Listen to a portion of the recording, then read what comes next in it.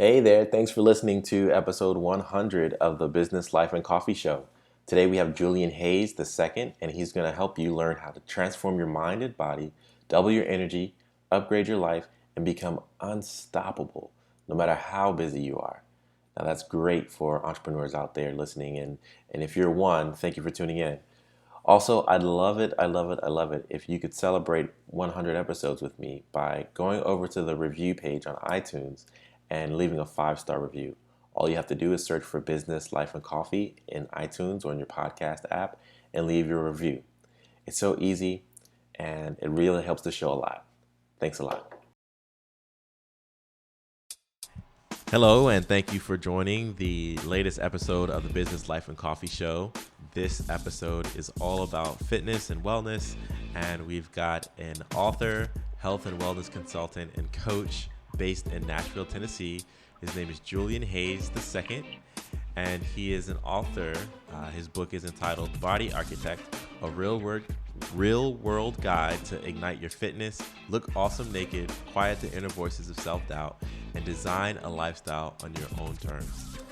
Now make sure you grab that on Amazon. But for our episode today, we're going to talk specifically about the importance of wellness and sleep for small business owners, entrepreneurs, high potential, high capacity people. I think about my own fitness goals and how I've kind of set them on the back burner a bit to pursue business and various business challenges. But Julian's going to whip me into shape today, and you get to benefit from him giving me a swift kick in the pants. So, Julian, thanks for being on the show today. Hey, man, I'm happy to be on and ready to help your audience become a little healthier and less stressed out. Awesome. Well, Julian, first things first. How did you get started into the field of health and wellness coaching? Well, it probably started back in college, and I'm a huge comic book person. And one thing I noticed on comic books is that they all have muscles in addition to being smart. So that motivated me to start working out and to start reading a lot so I can try to get smart, because I wanted to be a real life superhero, at least in my head. Yeah. I can't climb any walls right now, but I can at least feel like a superhero. Quick, who's your favorite superhero? Oh, this is tough. But it has to be Black Panther. Yes. Just coming into the movie soon. Yes. I know, because he has so many responsibilities. He's also the wealthiest superheroes by far. Yep. So much cool tech. And that kind of physique, which is a very athletic physique, is the kind of physique that I wanted and that what my body was built like. So It was just a natural thing for me. Good answer. I agree with you, Black Panther. And I'm looking forward to learning more about his role in the Marvel Universe with the upcoming movie. Oh, man, I saw the Infinity War.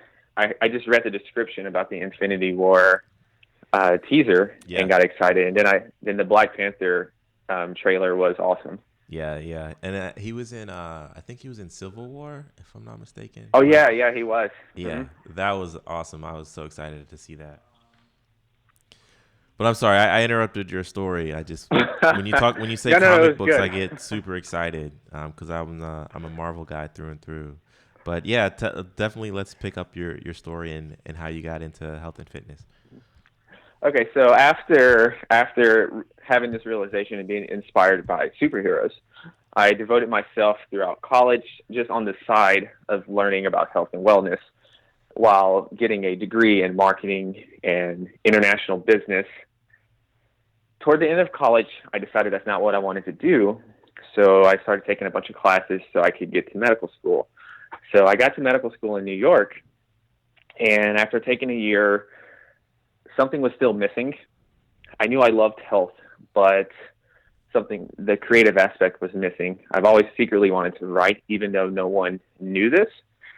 So I just stopped that summer and declared that I'm going to start writing and sharing my knowledge that I have and keep studying and start my wellness business. And it's been an evolution ever since then. Awesome.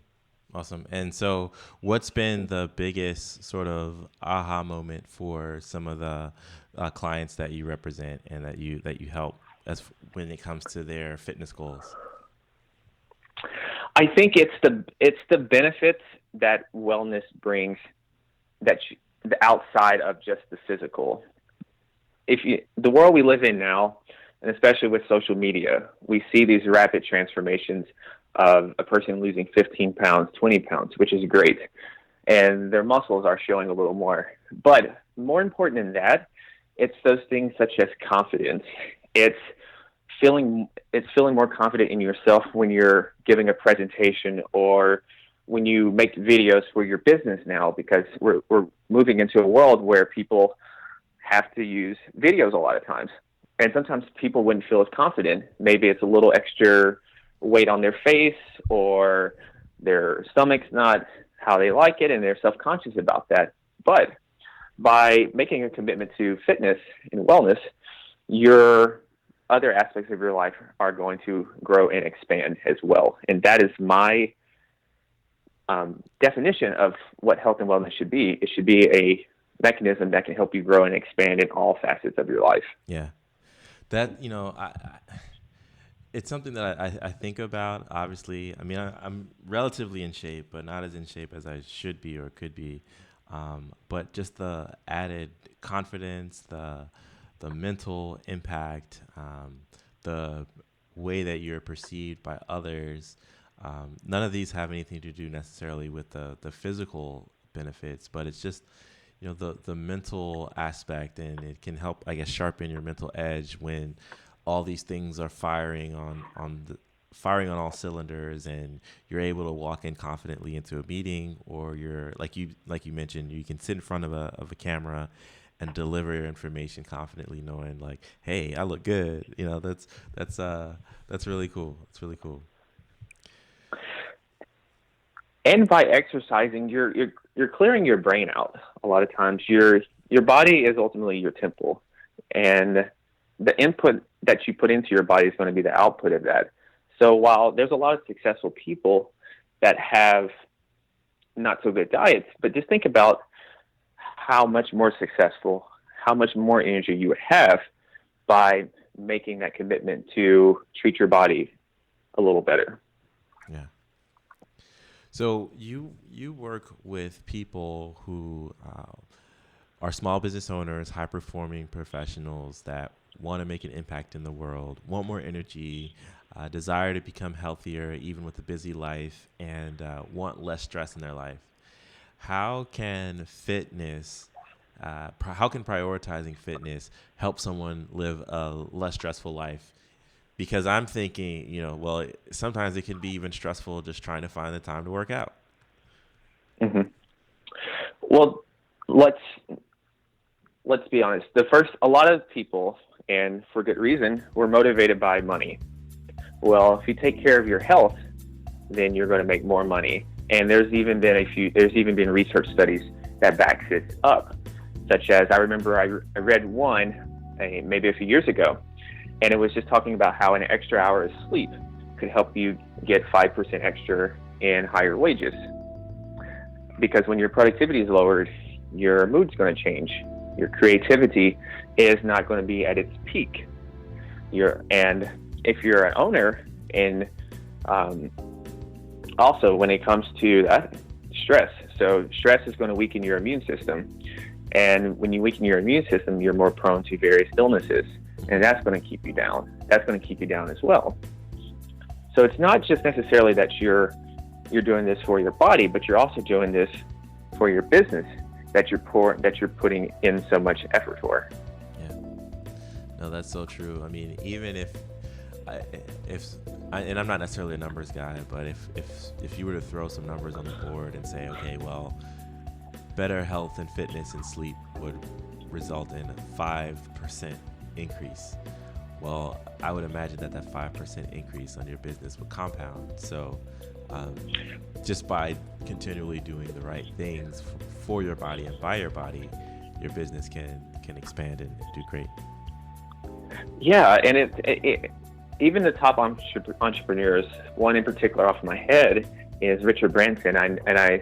He gets interviewed a lot, and people are like, "What's your secret? What's your secret?" And a lot of times we want to think of these secrets as it's some life hack or productivity hack. And he's like, the thing that helps me double my productivity is just working out daily, just a commitment to moving my body.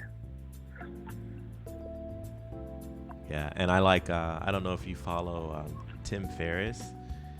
Mm-hmm. Yeah, the guy who he wrote the 4-Hour Workweek, the 4-Hour Body, the 4-Hour Chef, and I'm going through his book. Once I go through his book, I'm definitely going to check out your book as well, Body Architect, which everyone can check out on Amazon. But there are all these people that he profiles that are very successful people, and the part of the book that I'm in, he structures the book in 3 ways. So it's healthy, wealthy, wise. And so I'm going through the healthy part, and it's all these high-profile people that do great things, but the level of detail and intentionality of their fitness routines, of their diet, of their recovery, it's just insane. And it makes me feel like, what am I doing? We all have 24 hours 24 hours in a day, but these people are like excelling in their careers and excelling in the weight room, or in running Ironmans or triathlons. And I think it is to your point, like with what Richard Branson said, as far as being intentional about having daily exercise and the benefits that it has. And the thing that makes all that happen, which I don't think we talk about enough in the world right now, is establishing routines and establishing good habits and being more intentional with the choices and decisions that we make on a daily basis. What are some of those habits and routines that someone listening to our podcast today, what could they immediately do today, tomorrow, that would result in some significant change in the outcomes they have in life? Okay, so the first thing is you got to get organized. It's far too often I notice people that when they want to make a change with their health, and this is coming from a good place, they immediately start the diet, they immediately start the workout program, and it might be too much right now because you need to gradually build those habits up. So for me, it's to make a schedule so you can have your business, your work hours that you're going to work, because that's not going to go anywhere. And then once you have your work hours in there, or at least the estimated work hours, find some spots in there each day to put in time for 30 minutes of exercising. And then you gradually plan out, okay, what about my nutrition? Am I going to cook myself, or am I going to outsource my nutrition and use like a meal delivery service? So therefore, I don't have to use my brain power for nutrition and take up that time for that. And I can just use that extra time for something towards stress management or something toward my business. Okay, so being organized and setting a schedule and planning Yes. your nutrition. So everyone listening, you just got some free training there, and I hope that you're going to apply it, and you'll reach out to us on Facebook, Instagram, Twitter about how that's impacting your day. In your book, I mentioned that you have the book Body Architect.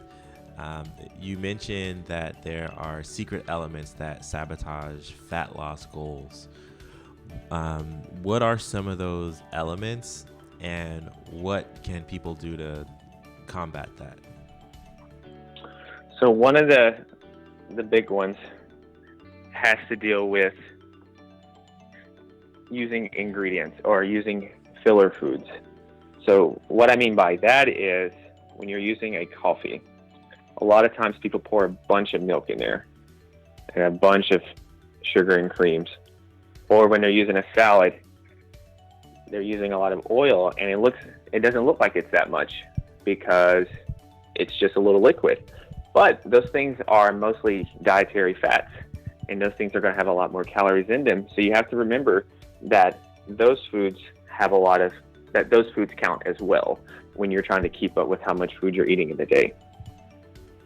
But Julian, come on. I don't even enjoy coffee if it doesn't have French vanilla cream and 2 Splendas. So are you telling me that I have to cut all that out and just go straight black coffee?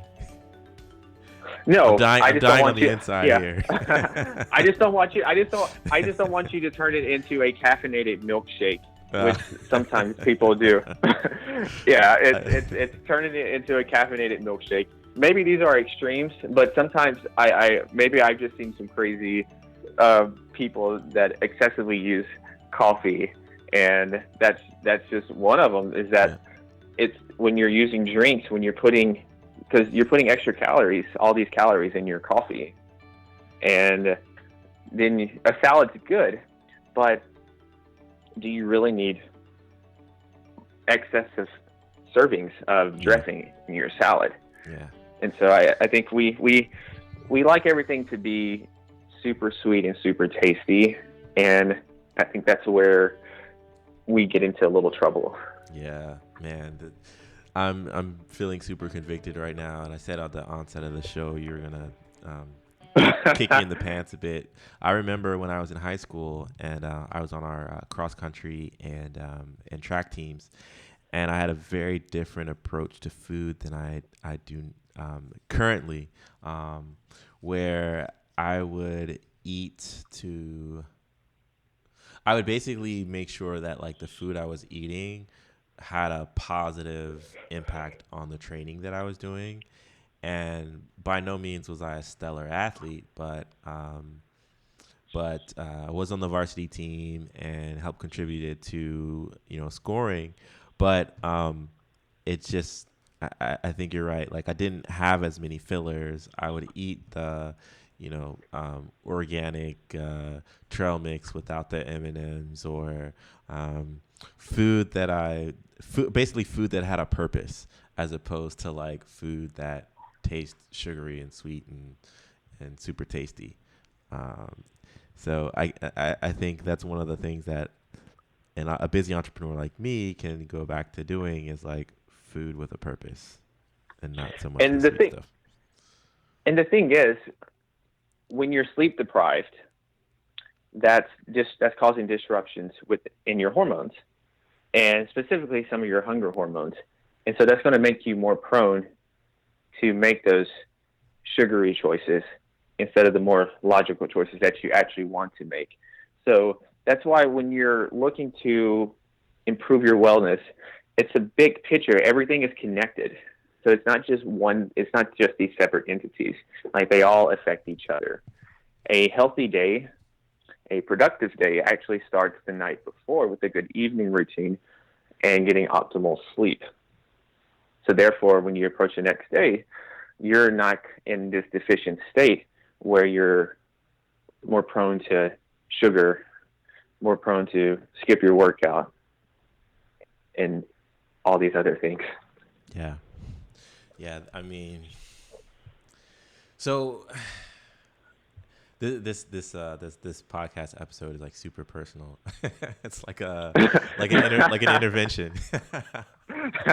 But hopefully I can I hope that this type of transparency is helpful for folks listening, and that are in the same boat, where I have a lot of friends that are crushing it in the entrepreneurial space, but we've not necessarily fallen out of shape entirely. But if there's a 2-hour block, and the 2-hour block is going to be either finishing up this proposal or taking the time to pack and go to the gym, we're generally going to err on the side of, oh, well, let's just do the proposal, because with the proposal, there's a tangible, immediate outcome of that. So yeah, I've got to. We all have to reprioritize our time. Yeah, it's about the long-term game, and you just have to keep this in mind, that you don't want to sacrifice. You don't have to sacrifice your health for the growth of your business, because that's working backwards. Because eventually, even if your business takes off and you have all these resources in the world, your quality of life might not be equal to that wealth that you have built because you put your health on the back burner so long that you might not even be able to enjoy it at the end. So you got to think of your health also as an investment and not an expense. Yeah. That's and good. This is that's really good. And this is, thank you.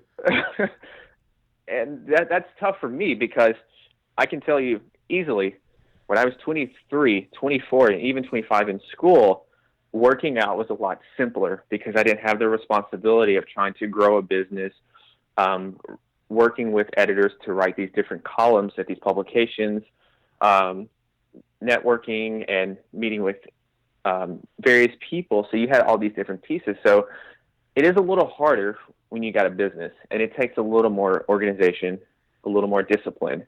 And so it's tough, and it's a process, but like anything in life, you put investment in it enough, and it's going to pay off. Yeah. Yeah. Where are you writing? You said you have the editors that you're working with. Where can people find your work, your columns? So I have a weekly column at Inc., but I usually write every day now. So there's usually going to be new content every day on Inc. from me. And I write for Entrepreneur off and on and Success Magazine. And in addition to my website, where I usually have a long form blog about a deep topic, usually 2 times a month.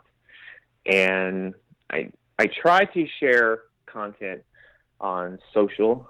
At least I'm going to start on LinkedIn. But so I don't know. I like to give a lot of value, and hopefully it helps people, or they see the right message at the right time that really ignites them. Yeah.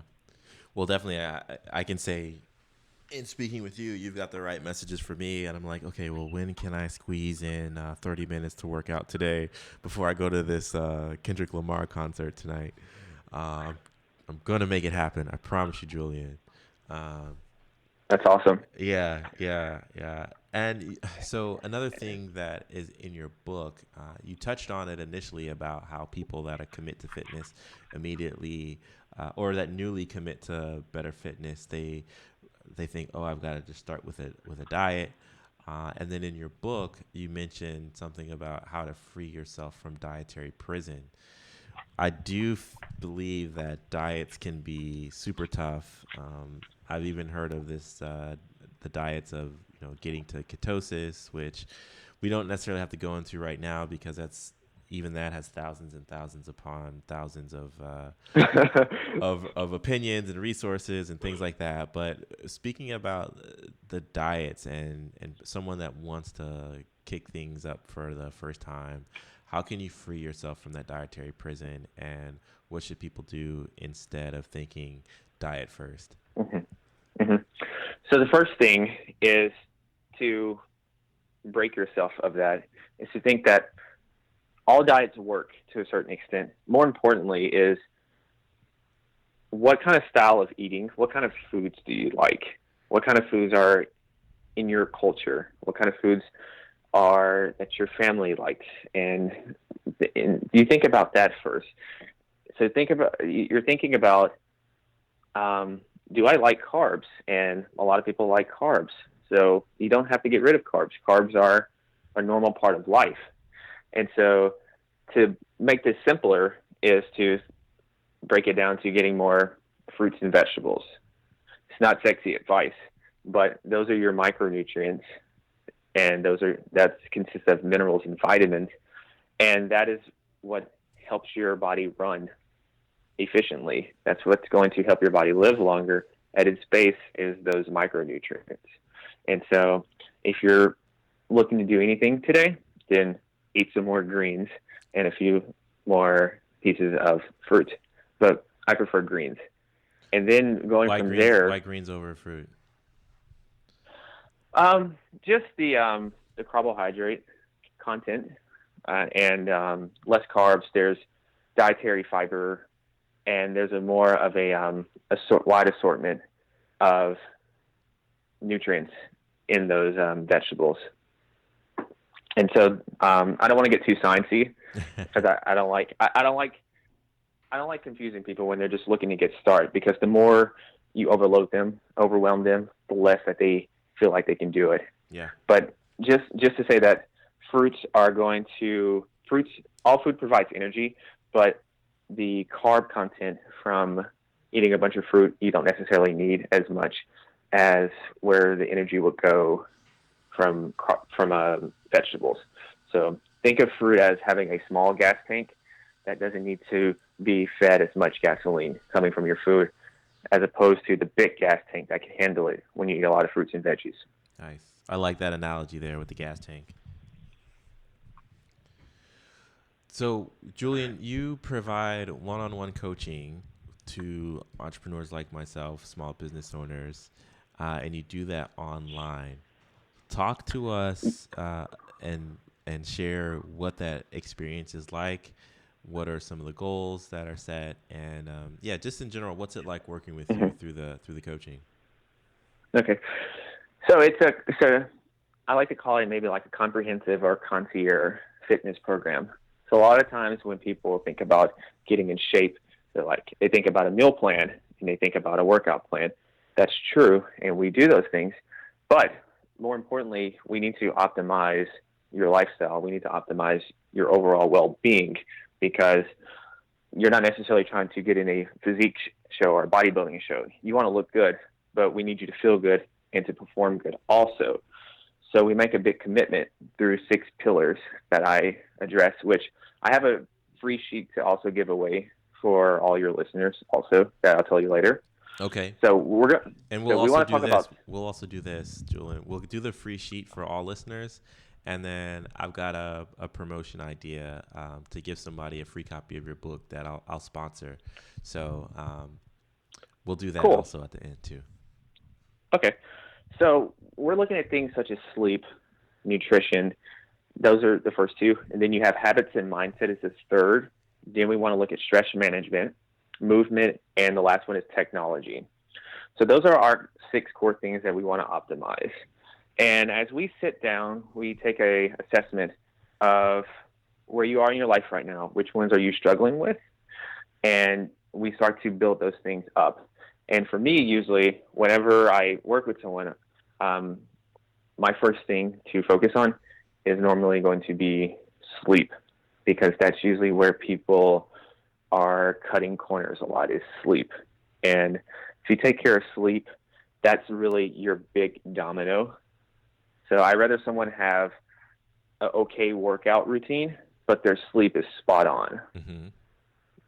Because all you're doing at the gym is you're breaking your body down, but you need to find the time to rest and recover and to keep your stress under control.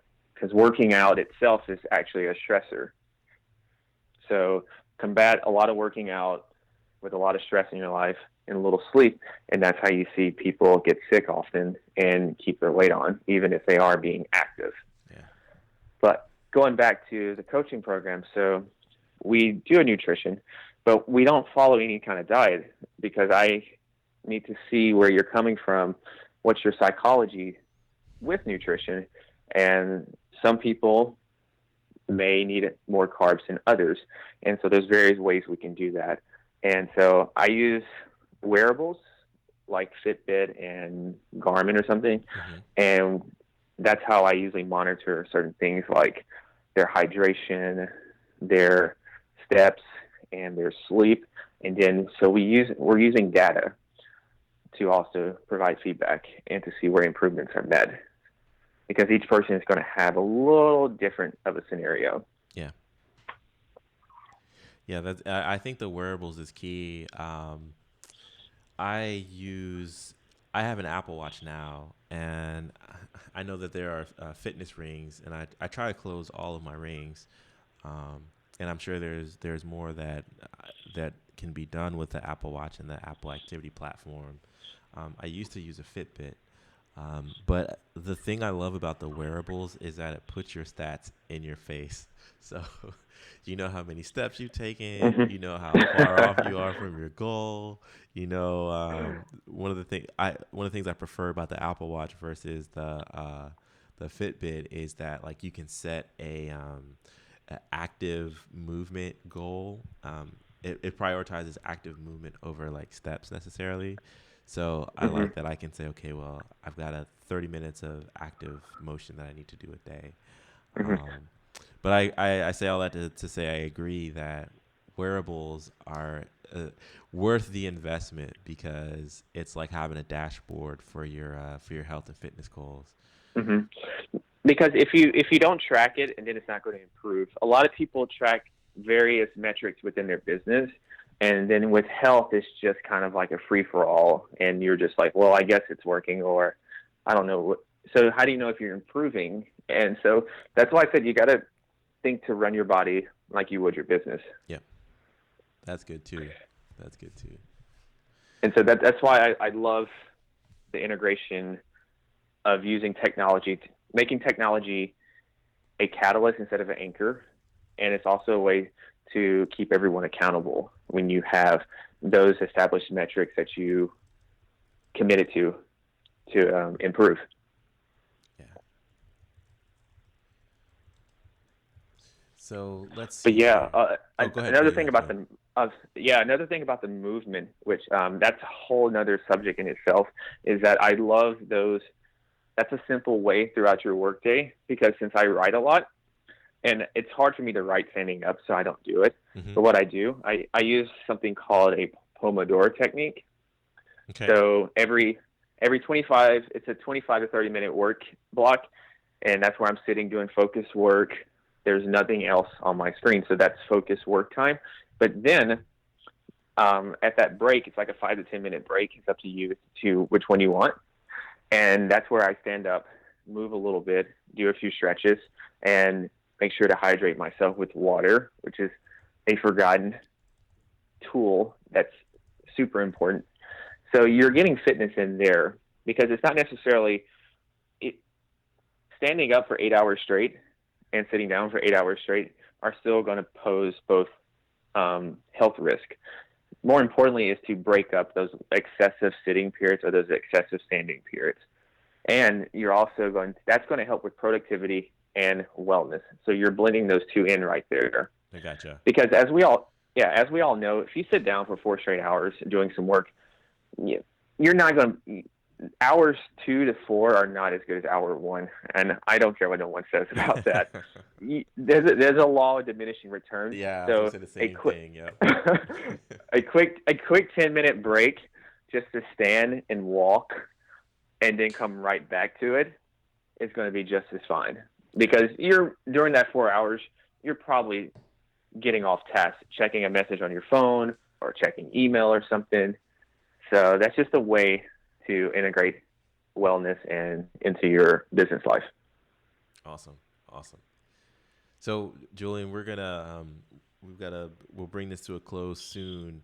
But for those of you that are looking to ignite your fitness, look awesome naked, quiet the inner voices of self-doubt, and design a lifestyle on your own terms, make sure you grab Julian's book, uh, Body Architect, which is on Amazon, and make sure you visit his URL, which is theartoffitnessandlife.com. So between the two of us, we've got fitness, life, business, and coffee all rolled up in one here. And Julian, you mentioned that you have a free worksheet that you want to share. Let's do a little bit about that, and then I'll talk about how Okay. we'll give away your book to the listening audience. Yes. So we went over a lot of stuff here. And if someone's just looking to get started and they feel a little overwhelmed with all the info we went to, I have a thing I call the Quick Start Fitness Reboot Cheat Sheet for entrepreneurs. And it gives you 2 big action steps to take for each of those 6 pillars that I mentioned. And it's just a starting point that you can use and you can start trying to do today. And with that is also, after you get that sheet the next day, you'll be also into my free 7-day course, which is called the Fit Entrepreneur. So you're going to get daily lessons for 7 days that's going to really help you start building a solid health and fitness foundation that will also help you build some mental strength as well and some organizational skills. And one of my favorite lessons has to deal with staying healthy while traveling. So that's, I think, lesson number 6. So you'll get all that. I have a URL here that you can just go to, and you want me to share it real quick? Yeah, share it. We'll have it for people to listen to, and then I'm gonna write it down here so we include it in the show notes. Okay. So once again, that will be theartoffitnessandlife.com/fitness for busy entrepreneurs. I always get tongue-tied with spelling entrepreneurs. All the E's, the multiple E's in the in the word. Cool. All right, I've got that there. And for I guess. Go ahead. Oh, real quick. Yeah, I guess I meant to mention. Forgot that the URL, it has those. What's the little minus sign? Is that what you call it? Oh, the dashes. The hyphens. Yeah. So it'll be fitness for busy entrepreneurs / Okay, cool. All right, made that update. And I mentioned that I'd like to give away one of your books to our listening audience. So the way that we're going to do this is prior to the show, when Julie and I were catching up, we were talking about our various favorite social media channels. So we like Instagram, we like Facebook, we like Twitter. So what I'm going to say is if you're a listener of the show and you've gotten to this point in the episode, tag a picture of you being active. That could be at the gym. That could be you with your bike. We don't want you to take a picture while on the bike, but just tag a picture of you being active, and at me, which is on Twitter and Instagram, I'm going to be at Joey V Price HR. And then Julian, what's your handle on Twitter and Instagram and Facebook? Okay, so on Instagram, it's going to be, I can't remember. So I'll do Twitter real quick. Okay, cool. So Twitter, I'm at the Julian Hayes. All right. And on Instagram, it will be Julian Hayes, 2 I's for Julian Hayes II. So Twitter's at the Julian Hayes, and Instagram is Julian Hayes II. Cool. So whatever platform you're on, take a picture, let us see that you're active, and then tag Julian or myself on Twitter and IG, and that'll put you in the running to get a free copy of the book. And we'll have this run through, let's say, through the end of August. So we'll get this out for people that are interested and getting the book. So we'll let the winner know by the end of August. Awesome. Well, Julian, it's been a pleasure, and I'm going to download your workbook right now, fill it out, go to the gym, squeeze my 30 minutes in, and try to cut back on some of the sweets and flavoring that I put into my coffee every morning. Yeah, just one tablespoon of creamer, not 6. Oh man, not 6. Not 5 heapings of oil or dressing on your salad. Just a little bit is all you need. There'll be enough flavor. Gotcha. Cool, man. Well, thanks for joining the show. Thank you, man. It was a pleasure to be on and to have this opportunity to provide value to your listeners. And any other thing that you had a question about for any of your listeners, please feel free to reach out to me on any social channels, or you can just email me a question at Julian, Julian, at theartoffitnessandlife.com. Sounds good.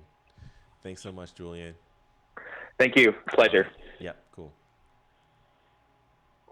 If you've recently started a business, why take away time from what you're good at, only to focus on difficult, pesky HR problems? Jumpstart HR LLC offers a better solution. Jumpstart HR provides HR outsourcing support to U.S.-based small businesses and startups, and was recently ranked among the top 10 HR outsourcing firms in the country, according to BusinessNewsDaily.com. From recruitment to employee handbooks to legal compliance, Jumpstart HR helps you get peace of mind about the people in your business. Visit jumpstart-hr.com for more information or follow on Twitter at jumpstarthr. Jumpstart HR. Let's build a better business together. Thanks for listening to the Business, Life, and Coffee Show with Joey Price. We hope you're inspired to become the best version of yourself after listening to our guest. What thought or idea stood out the most to you? Keep the conversation going by tweeting the show at BizLifeCoffee or our host at Joey V. Price HR with the hashtag BLC Moments. And if you like what you just heard, pass along our podcast to at least 5 people. Detailed show notes can be found at www.businesslifeandcoffee.com, and our full archive is available on iTunes, Podbean, Stitcher, and Google Play. This has been a Jumpstart HR production. Join us next time for another edition of the Business, Life, and Coffee Show.